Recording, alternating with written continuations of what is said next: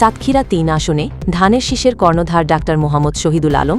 বিস্তারিত থাকছে খুলনা বিভাগীয় প্রধান মোহাম্মদ জামাল উদ্দিনের পাঠানো ভিডিও প্রতিবেদনে। আজ আমি যাচ্ছি মানিকগঞ্জের নারাঙ্গাই উজ্জ্বল সাহেবকে সারপ্রাইজ দিতে,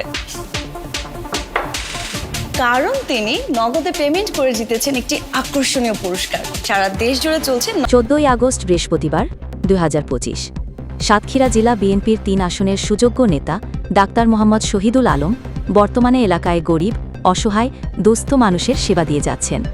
ডাক্তার শহীদুল আলম সাতক্ষীরা ৩ আসনের ধানের শীষের কাণ্ডারি, গরিবদের ডাক্তার নামে খ্যাত। 14 আগস্ট 2025 তারিখ বৃহস্পতিবার সকাল 9টা হইতে দুপুর 2টা পর্যন্ত বিরামহীন ফ্রি রোগী দেখেন নলতা চৌমোহনী নিজস্ব অফিসে, এবং 15 আগস্ট 2025 তারিখও সারাদিন রোগী দেখবেন এবং রোগী দেখা অব্যাহত থাকবে।